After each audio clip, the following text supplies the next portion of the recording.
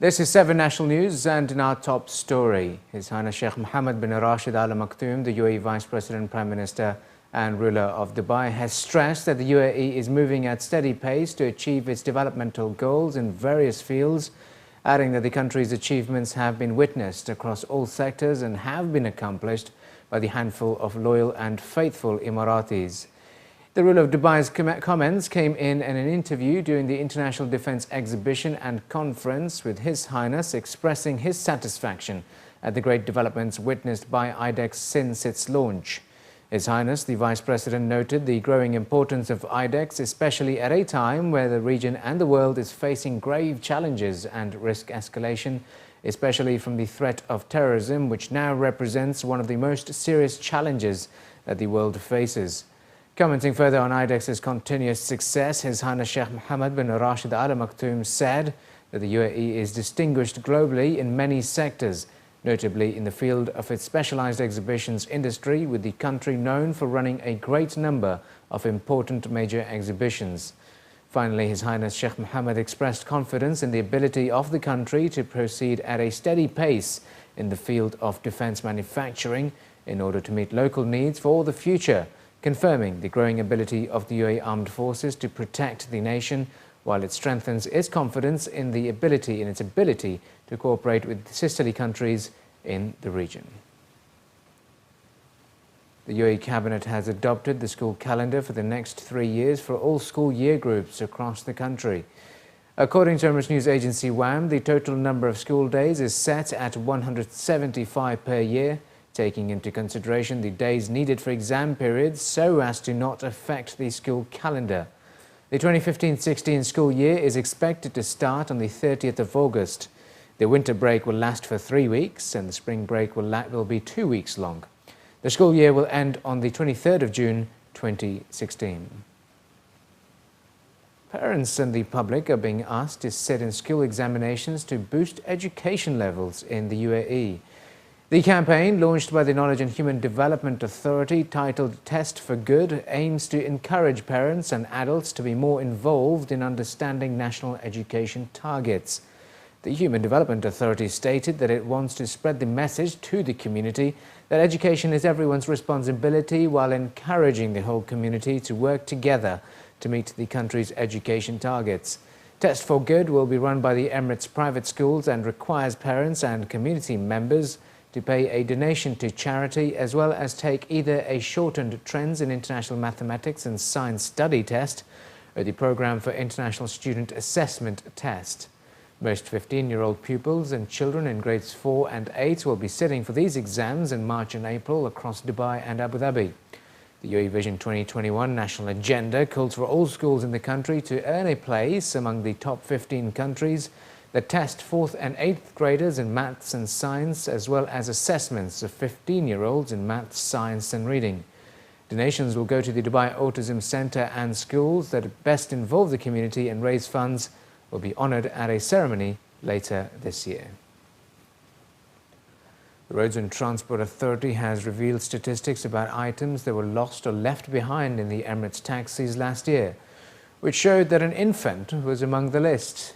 Last year, RTA call centre received 51,239 reports for lost items, surpassing complaints received in 2013, which were 48,459. According to RTA, a significant number of lost items were located and returned to the respective owners.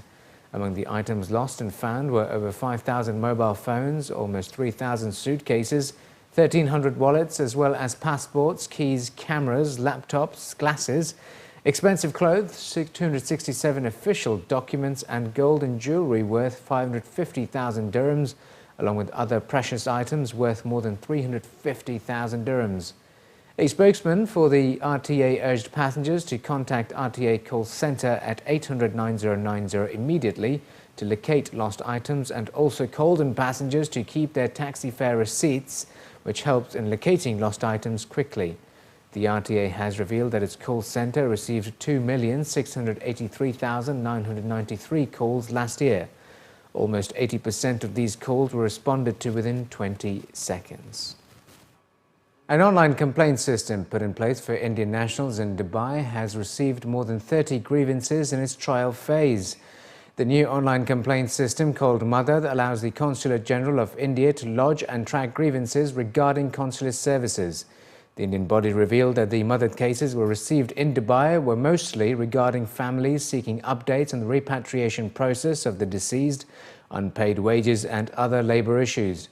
The scheme, according to officials, is designed to speed up the complaints handling system and introduce more accountability.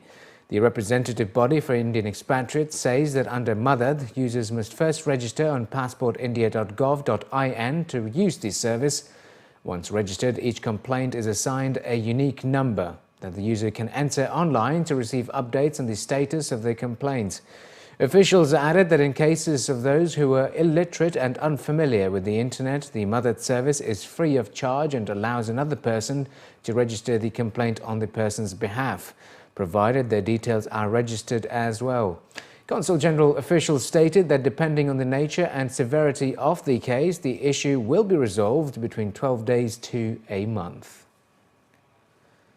The Dubai Municipality announced that it had stepped its efforts to manage the impact of the strong winds and dust storm that had swept through the emirate over the last few days. According to local reports, the Waste Management Department of the civic body had announced that over 2,000 workers had been deployed in 2 shifts for extended hours throughout the 3 days of dusty conditions.